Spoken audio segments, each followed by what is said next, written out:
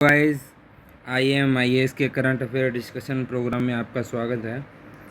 आज हम public examination amendment bill 2026 के बारे में डिस्कशन करेंगे। ठीक है, ये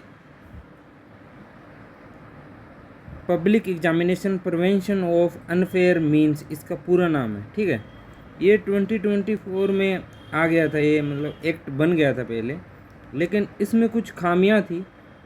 तो जो अभी नीट वाला प्रोटेस्ट हुआ था, आपको पता ही है, उस वजह से अपने एजुकेशन मिनिस्टर को इस्तीफ़ा देना पड़ गया था। तो इस वजह से बहुत सारे पेपर लीक हो रहे थे, तो उन्होंने उसमें कुछ कुछ खामियां थी, तो उनको दूर करने के लिए ये अमेंडमेंट लाए गए हैं। ठीक है, तो इसके बारे में पूरी होलिस्टिक चर्चा करेंगे। ये अमेंडमेंट रेज करता है पुनिशमेंट को, स्पीड अप करता है इन्वेस्टमेंट जो भी ट्रायल होने हैं, और क्रिएट करता है कि टाइम बाउंड मैनर में, जैसे इसमें 2 मंथ की रखी गई है, उसमें मैं पूरा कॉम्प्रिहेंसिव वे में सब चीज़ें बता दूंगा। ठीक है, बिल का नाम आपको मैंने पहले बता दिया, लोकसभा में इंट्रोड्यूस हुआ है। इसका पेरेंट एक्ट कौन सा था, तो वो public examination prevention of unfair means 2024 था। ठीक है, जो कि इंडिया का पहला डेडिकेटेडली लॉ अगेंस्ट एग्ज़ाम, जो चीटिंग, पेपर लीक और ऑर्गेनाइज्ड एग्ज़ाम फ्रॉड है ना, उससे रिलेटेड था वो। ठीक है, तो अब इसके अंदर कोर पर्पज़ क्या रखा गया है, एक तो रेज कर दी पुनिशमेंट को, स्पीड अप कर दिया इन्वेस्टिगेशन एंड ट्रायल को, टाइम बाउंड मैनर में अपील प्रोसेस को सुनी जा सकेगी। अब न्यू इन्वेस्टिगेशन बॉडी क्या बनाई गई है, इसमें स्पेशल टास्क फोर्स बना दी। ठीक है, उस पर टास्क फोर्स में एक तो एडिशनल पुलिस को ऐड कर दिया, वो भी मैं बताऊंगा कि कौन से रैंक के अधिकारी को ऐड किया गया है। सेंट्रल इन्वेस्टिगेशन एजेंसी को भी ऐड कर दिया गया है, और 2 मंथ की विंडो रख दी है। ठीक है, अब जो पुनिशमेंट की कॉम्प्रिहेंसिव टेबल आई है, मैंने तैयार किया आपके लिए, तो ये आपको सारी चीज़ें याद रखना है। जैसे इंडिविजुअल ऑफेंडर्स को पहले जेल टर्म थी 3 से 5 साल, अभी इन्होंने 5 से 10 साल रख दिए। लेकिन फ़ाइन पहले 10 लाख था, अभी इन्होंने फ़ाइन 50 लाख रख दिया है। अगर कोई सर्विस प्रोवाइड करता है तो उसकी फ़ाइन पहले थी 1 करोड़, अब रख दिया है 5 करोड़, और 8 ईयर का उस पर बैन कर दिया कि आगे कॉन्ट्रैक्ट उसको मिलेगा ही नहीं। डायरेक्टर और सीनियर मैनेजमेंट में कोई इन्वॉल्व होता है तो उसमें जेल 3 से 10 साल थी और 1 करोड़ का फ़ाइन था, अभी जेल 5 से 10 साल कर दिया और फ़ाइन कर दिया 5 करोड़ का। ऑर्गेनाइज्ड अगर कोई क्राइम या फिर फ्रॉड सिंडिकेट में इन्वॉल्व होता है तो उसमें 5 से 10 साल की जेल थी पहले, और मिनिमम 1 करोड़ फ़ाइन था।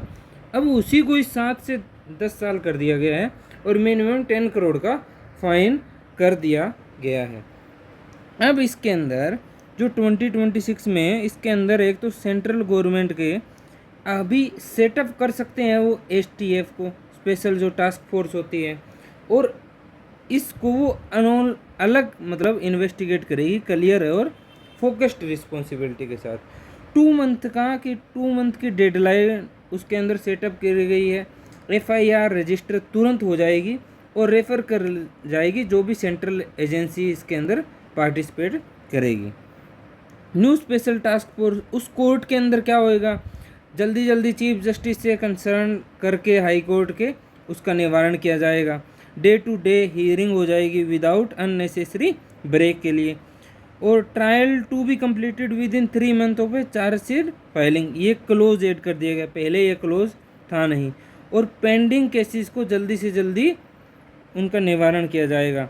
स्पेशल पब्लिक प्रोसिक्यूटर्स अपॉइंट किए जाएंगे स्टेट यूनियन टेरिटरी में इन डेडिकेटेड केसेस के लिए, ताकि कोई भी डिले ना हो केसेस के लिए, और डिफरेंट चार्जेज है वो भी इसके साथ कनेक्ट कर दिए जाएंगे। ठीक है, राइट टू अपील का भी है कि अपील अगेंस्ट जजमेंट सेंटेंस, इसके भी है ये हाई कोर्ट के अंदर। ठीक है, डिफरेंट बेंचेस भी सुनी जाएगी।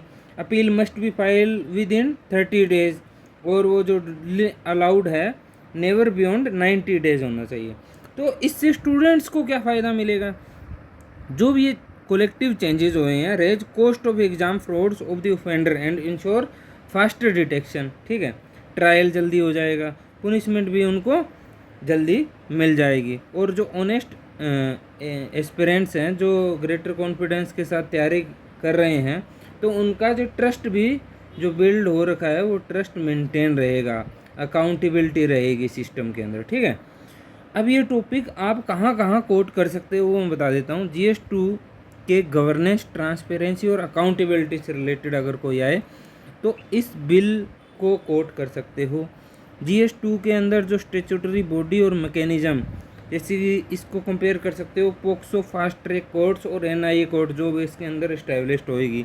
प्रीलिम्स के एंगल से कि क्या क्या क्वांटम चेंजेस आए हैं नवंबर में, या फिर इस बिल में क्या क्या प्रोविज़न नए नए ऐड किए गए हैं वो लिख सकते हो, ये याद कर सकते हो, ठीक है।